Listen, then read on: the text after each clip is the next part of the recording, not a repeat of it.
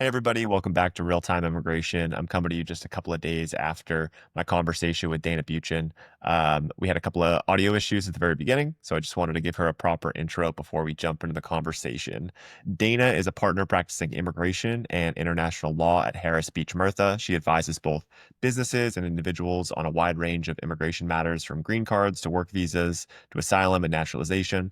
She also often counsels foreign investors and entrepreneurs on setting up and investing in U.S. ventures to secure immigration benefits.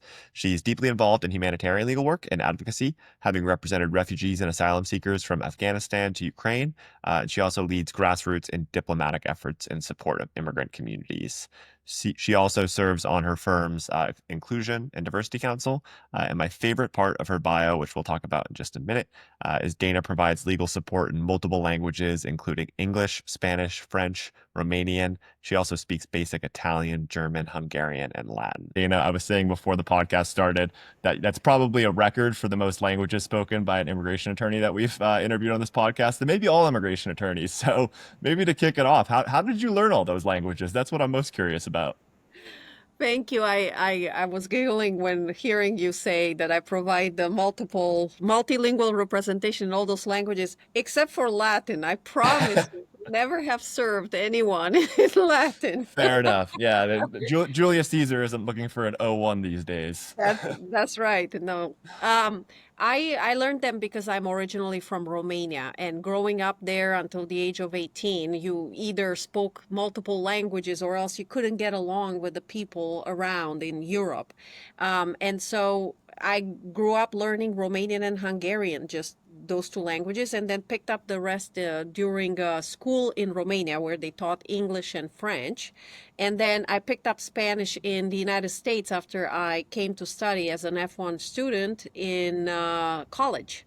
And that's where I picked Spanish plus an internship in Venezuela. That kind of fundamented my knowledge of the Spanish language. And now I'm very happy I picked it up because it is very, very useful for an immigration lawyer in the United States of America, especially today.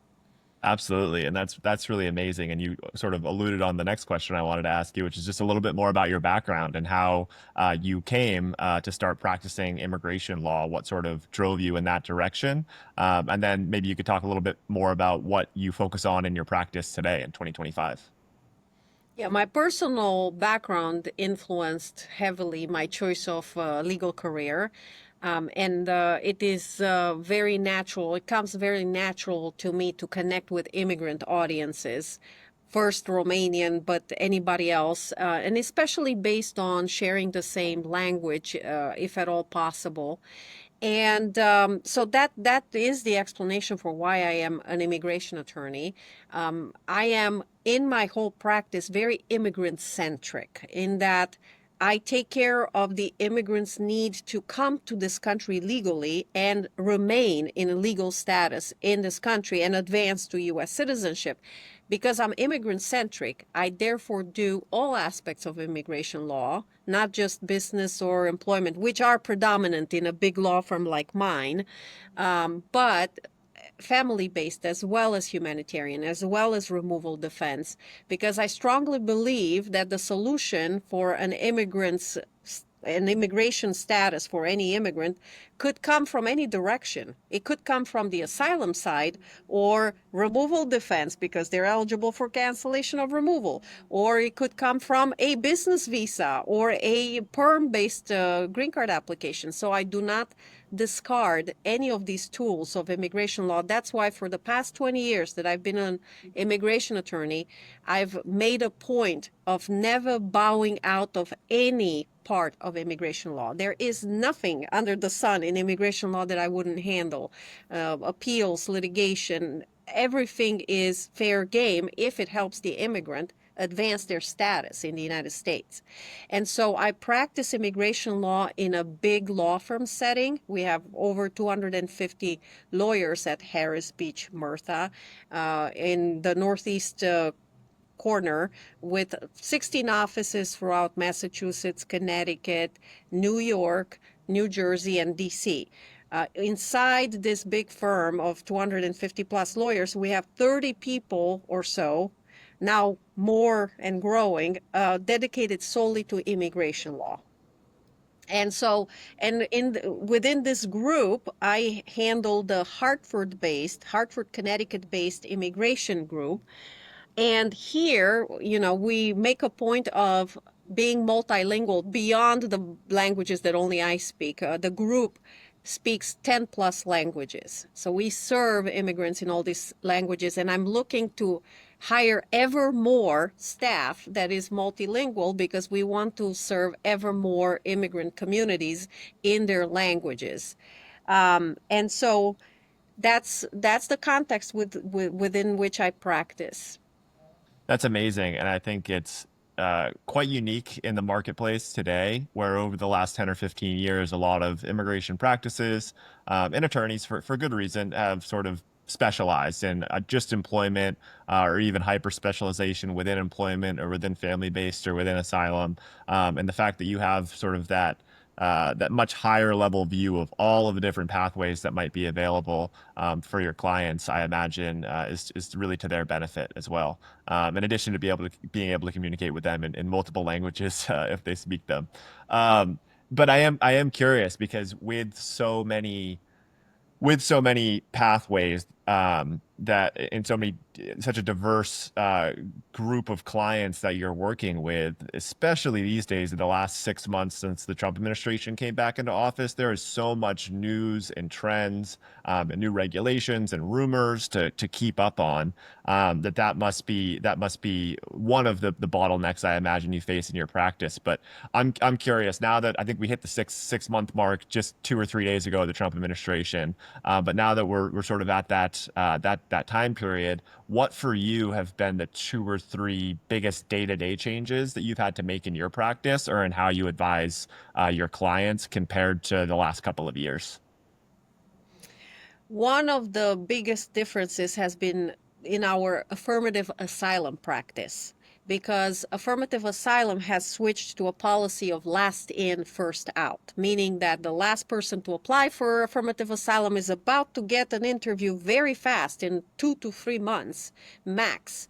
It used to be the case that people had years to wait between when they filed and when the hearing was scheduled, giving us, the lawyers, years of preparation time. So now we have to prepare fast. When someone comes to us, especially in reaction to the other legal changes, such as the revocation of TPS, of humanitarian paroles, these people are in danger of immediate detention and deportation unless we locate another remedy, like affirmative asylum, to file for them. But when we locate affirmative asylum, we have to be prepared to litigate the case or to present the case to a USCIS affirmative asylum officer within 3 months. That is not enough time to go through, country condition experts, psychology evaluation, medical evaluation, affidavits, country condition reports, etc. And so that's been one of the biggest challenges we've had. We seeing our affirmative asylum speed up as at the same time as all these people looking to do affirmative asylum have been placed in a vulnerability status due to the revocation of humanitarian parole, TPSs, etc. So that's been the greatest challenges on the humanitarian side. Then bond hearings, removal defense and Mhm. bond hearings. As you probably all heard, new policies are in, nobody's getting out, nobody's getting released. That's the new policy at DHS level, right? And we've seen it play into action in bond hearings where DHS is challenging the very jurisdiction of EOIR to even decide bond, meaning that people are going to be kept in indefinite detention during the pendency of arguing their removal defense. And so that's made it very dangerous for any particular client to even be arrested because then they would be in detention indefinitely and it's that much harder to get them out. So that's number two. Number three is everything else, all the RFEs in the H-1B scenario, in the EB-1A scenario. There's a ton of RFEs, requests for evidence, in all the business and employment based and investment visa based applications, Yeah. higher fees and that come with all of that stuff. So those are the three developments that's just keeping us very busy. That's a lot on your plate. What are some of the things? Are there any sort of new systems that you've tried to put into place at your practice to react to these changes? Yes, absolutely. Because clients are so nervous and they're looking for an attorney immediately. And we only have so many phones and only so many staff members.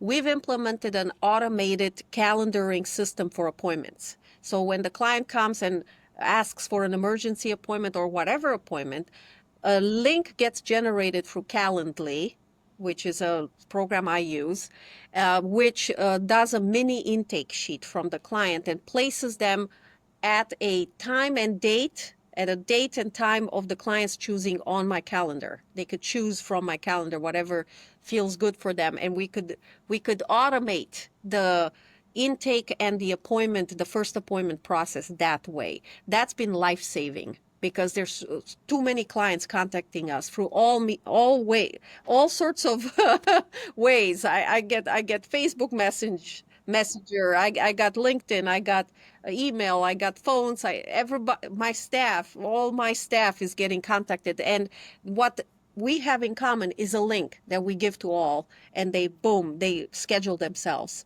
and then they show up on Zoom or in person. So that's been life saving.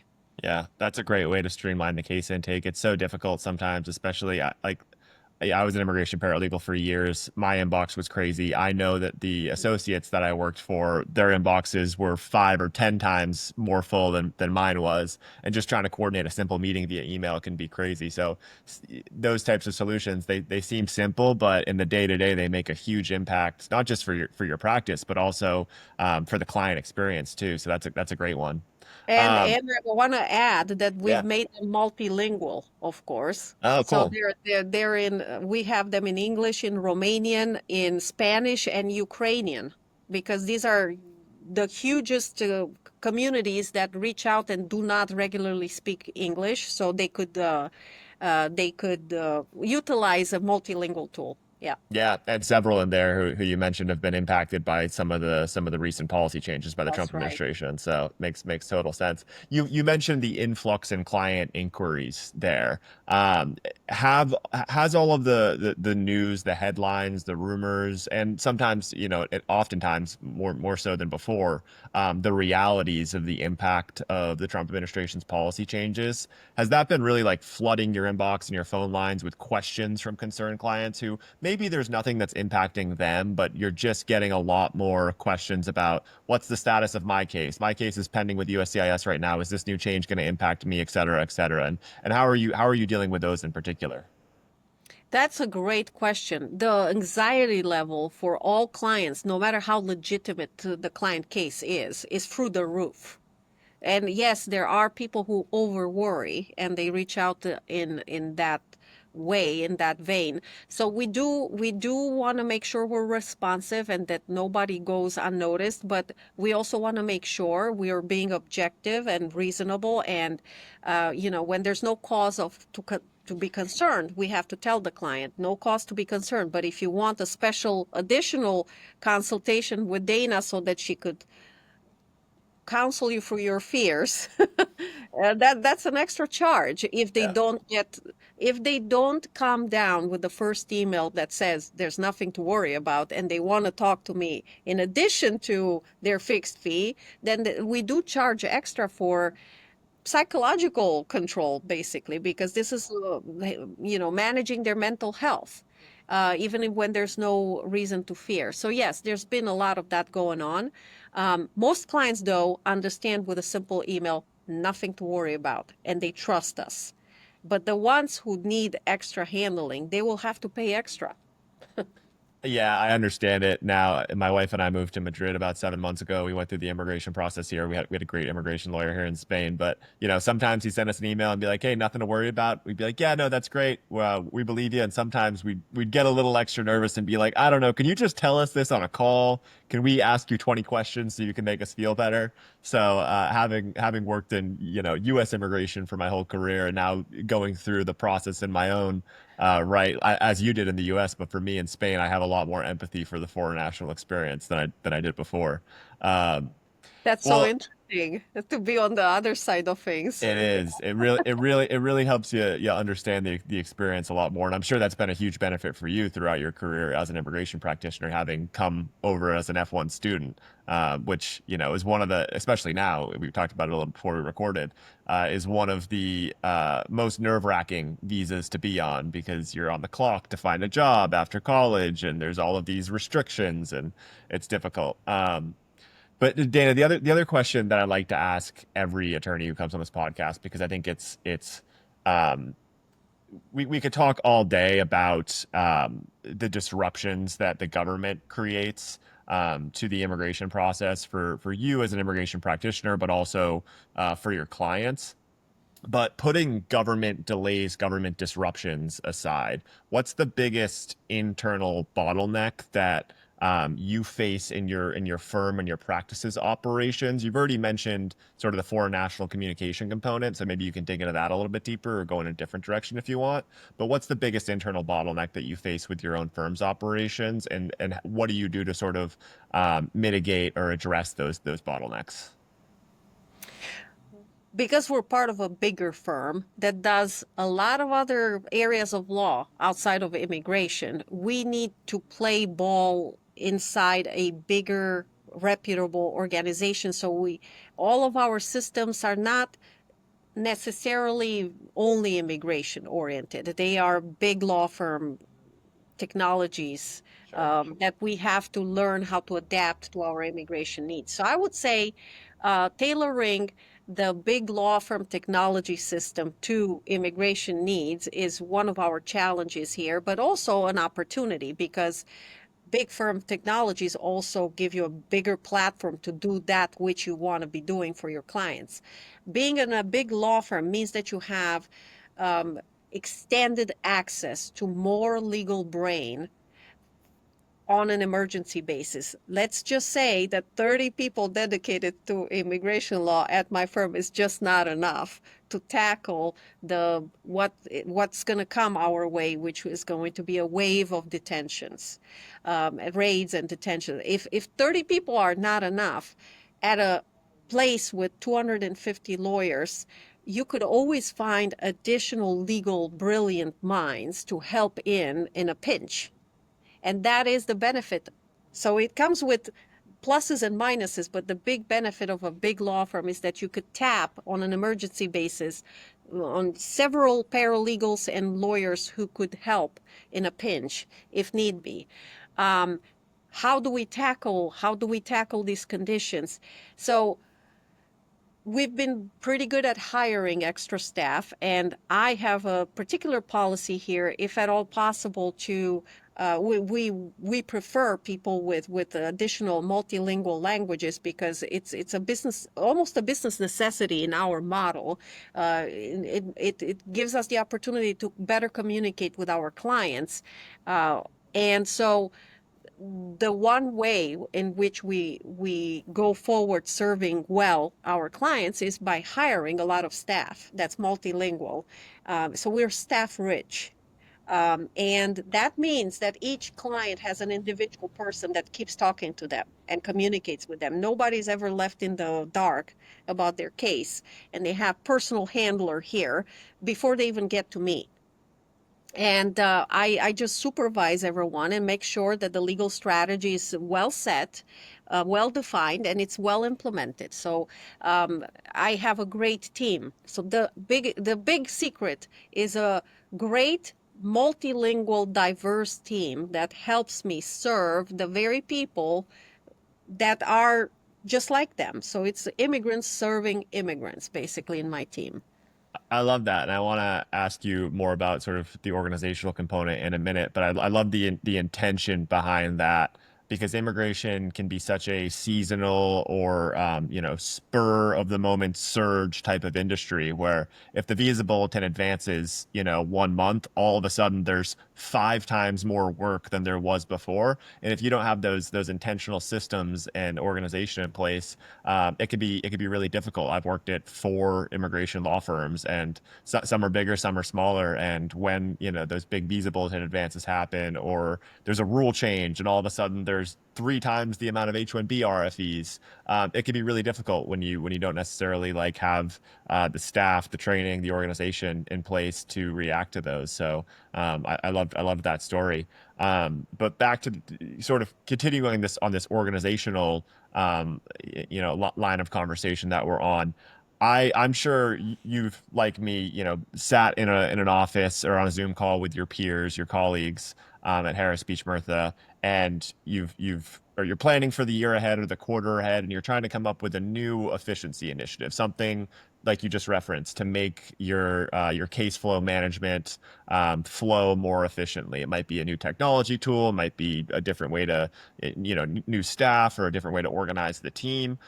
What's an example of that where you put together a plan to make your case flow management more efficient with your team and it just worked out, really, really well? And then what's an example where same thing, you had a plan, it seemed like it was going to be great, but for one reason or another, that initiative or that technology tool just didn't work. It fizzled out. I would say we're trying to utilize platforms like Airtable Mhm. that provides case flow to multiple individuals looking in and editing at the same time. So we're still, the jury's still out on Airtable on our side. It's challenging though. I'll tell you why it's challenging is because it requires continuous manual input. Yeah. And yes, we take the list of clients from the billing software and then we manually input. But I wish there was something more automated out there that would connect the billing with the workflow. Because the way we work is in order to make our services accessible to our clients, we charge fixed fees in milestone payments. So as to give immigrants or their employers um, you know, be billed a fixed fee by milestone. Once, one milestone when we open the file, another one when we file the file, another one when there's an interview. So you have three shots at paying the green card process, uh, marriage-based green card process, for example. And so milestone payments uh, and then there's the general law firm that is only thinking hourly, right? So Mhm. how do you reconcile the hourly model with the fixed fee milestone based model? And that's where we need help technology wise. So if I were to say what's a piece of technology that needs to be invented, I'll tell you this. And listen to if there's anyone in the universe listening to me, please invent a tool that automatically matches the hourly billing model with a workflow that shows, has this milestone been completed? Yes. Has the case been filed with USCIS? Yes. Then boom, apply the funds because there's nothing automatic out there that works fixed fee milestone based models and they don't kiss and we have to manually make them kiss. So, and that's a lot of time and the lack of efficiency being spent on kissing, making them kiss, so that it reconciled the time you spent, the billable hours you spent, with the fixed fee milestone-based payment. And you have to do it manually. So if there is a platform out there that does this automatically, and connects with your billing software and feeds it into a workflow model and makes the funds automatically apply, or at least instruct accounting to apply, that is the innovation of the century around For legal tech. Yeah, I'm sure for us. there are some legal tech founders who listen to this podcast, so I'm sure they'll be jotting down notes of exactly what you just said. You just gave them super valuable market research. But no, that's a really astute observation, and it's a unique answer to that question that I haven't gotten from any other immigration attorneys. People typically, will give an example around the actual casework itself, but having worked at several immigration law firms, like I know the dirty little secret in the industry is collection of revenue is a real problem in a lot of cases, and it can be a bottleneck to a case moving forward, in a timely manner, both for, employment-based immigration cases where there's a multinational Fortune 1000 company who is the client and you're trying to collect, from them to keep cases moving forward, or at the individual basis. So I agree. I think that would be a very valuable solution, not just for you, but for a lot of immigration practitioners out there. Because like I've sat in those finance meetings where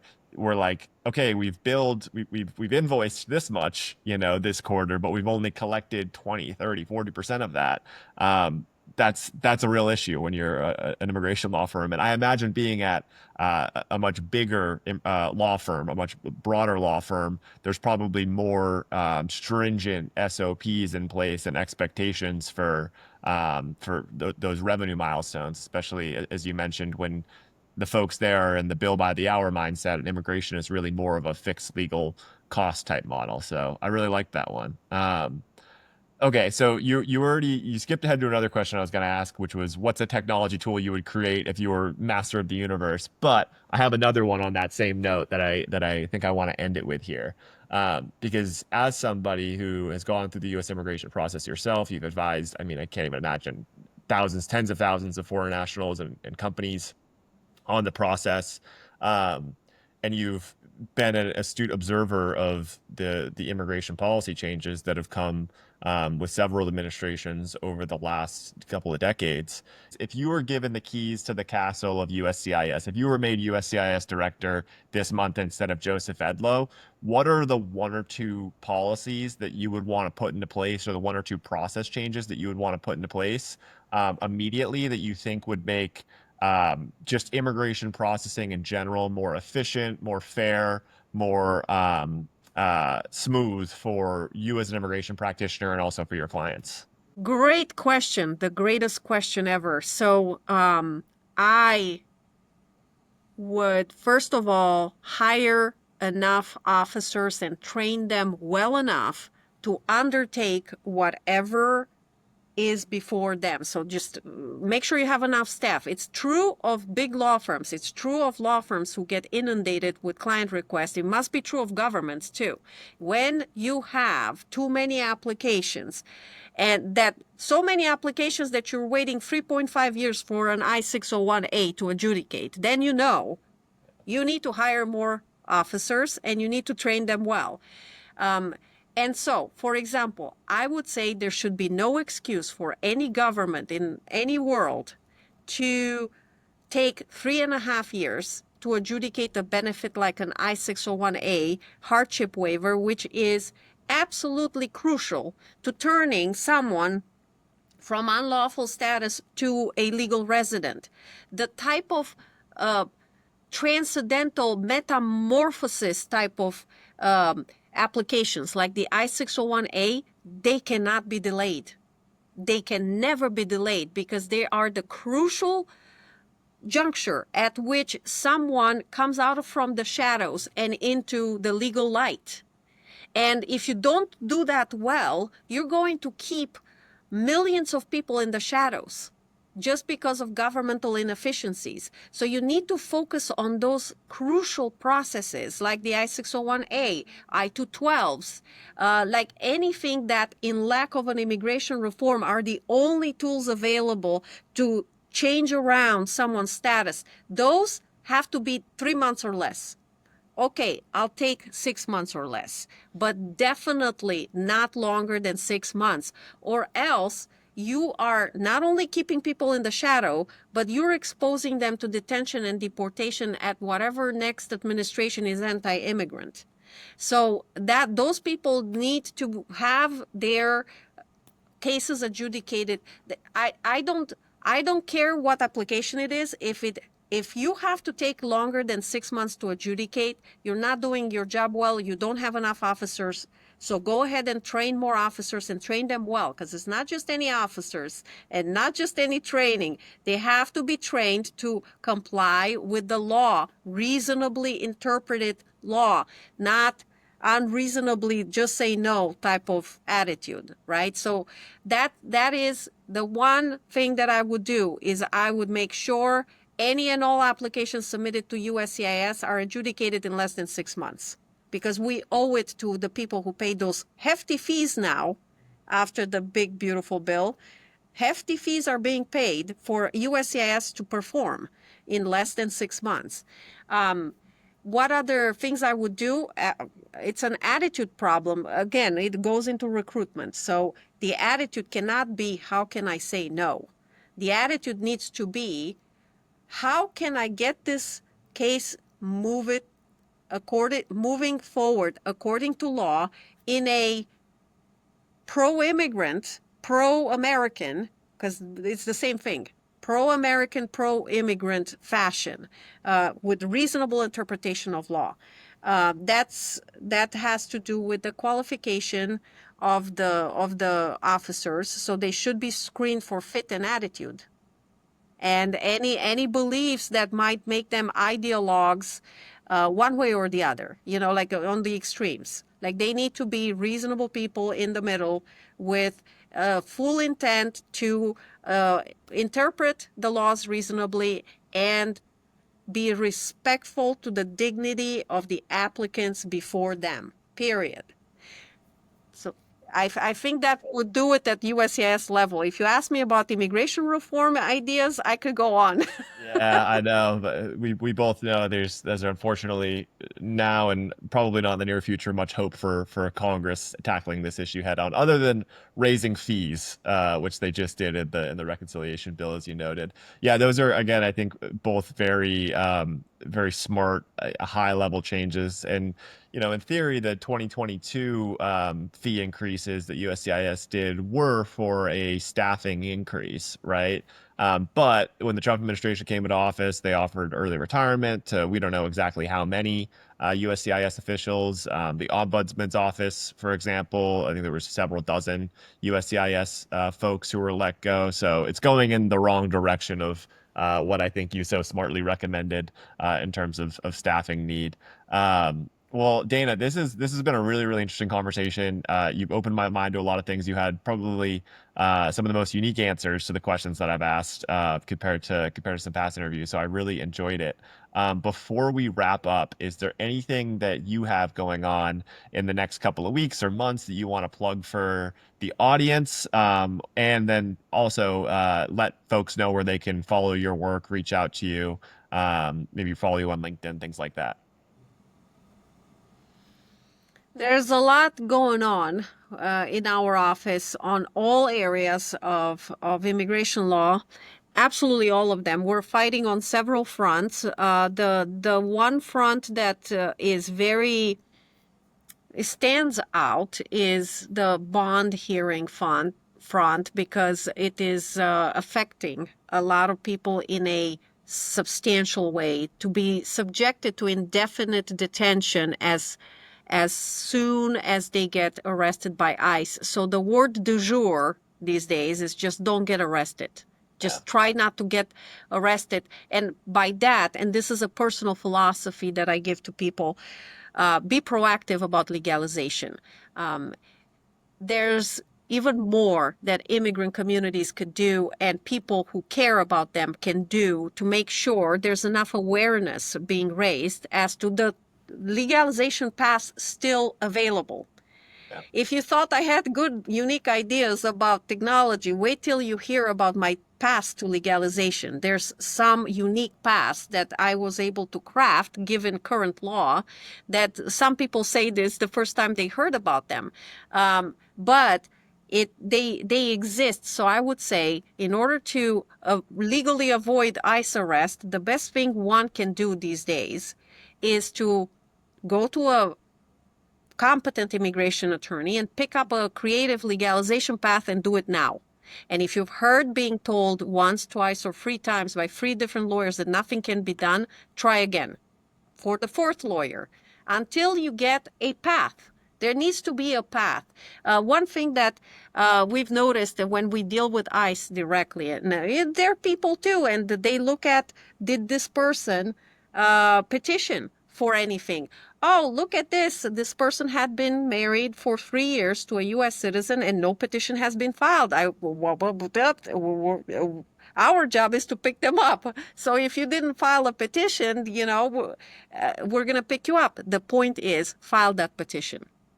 If you have a legalization path available, file the petition now.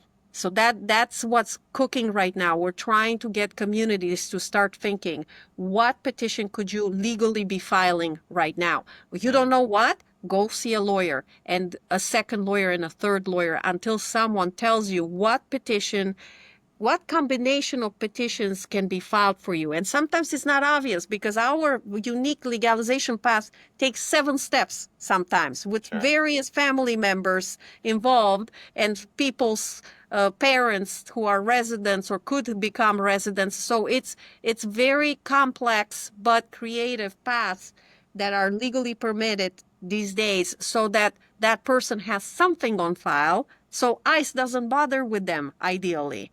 And so that's my message to audiences. If people are listening to me, especially people who care about immigrant communities, the best thing you could do these days to help an immigrant is to pay for a consultation fee with a reputable immigration lawyer and see what legalization paths are available to them before they are subjected to arrest and therefore, these days, indefinite detention until deportation. And so that's my plea with audiences. Where can I be found? You could Google my name, immigration attorney Dana Bucin. You'll find me on LinkedIn, Dana Bucin. On Facebook, I have a Facebook page, immigration attorney Dana Bucin.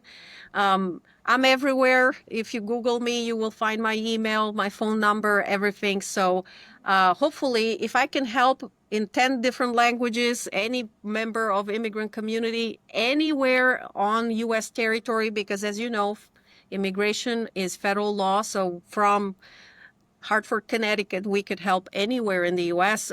We will, with much pleasure, do so. And just wishing from the bottom of my heart, safety to all immigrant communities these days, because it's tough times. Well, we have hundreds of thousands of foreign nationals who use our Lawfully consumer app, many of whom listen to this podcast, and a lot of global mobility professionals at companies. So we'll be sure to put, Dana, your contact information in the show notes so people can reach out if they have any questions. And I think you have a very, as we've said, you have a very unique perspective, and you have a very creative mind when it comes to the immigration process. So I think there's a lot of clients out there who will benefit from you. And I know you're very busy, but you have that Calendly link, so people are able to book a consultation with you, which is great. Well, Dana, any other final thoughts there? I think you capped it off pretty well. But anything else you wanted to share before we go? I feel grateful for your podcast. So I want to share how good your podcast is. This is what we need to do right now. Raise awareness. There's a lot of myths in people's heads that need to be dispelled. So we're not only fighting with the policies, we're fighting with people's mentality and attitude, thinking that the only thing they could do right now is know your rights so you could defensively talk to ICE when they're already at your door, but nobody is thinking about proactively legalizing yourself and going to an attorney. And that is the central message that podcasts like yours should be putting out there so that people are not just sitting ducks for ICE. They are going out there and filing petitions. It doesn't matter how many steps until full legalization. It could be 7 different steps, but at least you started something. You're on track. And ICE may or may not bother to pick up someone who shows up with a petition, a filed petition in the system. I'm just saying. Yeah. And when they do show up in New England, for example, you mentioned you were talking out of Spain. I'm talking out of New England. We have ACLU class action lawsuit, the Calderon settlement, that protects people with approved I-130 petitions, even if they have an order of deportation. Right. So there's pockets of protection here and there that we could take advantage of, even if the full legalization path is not yet fully available to some, but at least if you do part of it, you could get protection from deportation and detention. And everything I'm saying is equally applicable, not just to folks without who entered without inspection or are arriving aliens, etc., but also to folks who have lost status. They came in with a legal visa and then they lost status, or even folks in full-fledged F1 student visa status. Yeah. Because unfortunately, even to them, these things may apply. So that's why if you're looking at the next level of solid immigration status, just go out there and consult competent immigration attorneys to see what you could do to advance to the next more protected status. Thank you so much for your podcast. Thank you. It's a great message, and I 100% agree. Now more than ever, I think accurate sharing of information from reliable experts like yourself is so important because things are moving so fast. And if you're just an average foreign national, even, a specialized immigration practitioner, it's so difficult to know what resources are available in what places. And that's why we started this podcast. I'm really grateful to people like you who can come in and spread some really important information and messages to the folks who are listening. And so, Dana, I really appreciate it. We'll have to have you back on again soon, and hope you have a great rest of your day. Thank you. You too. Adios.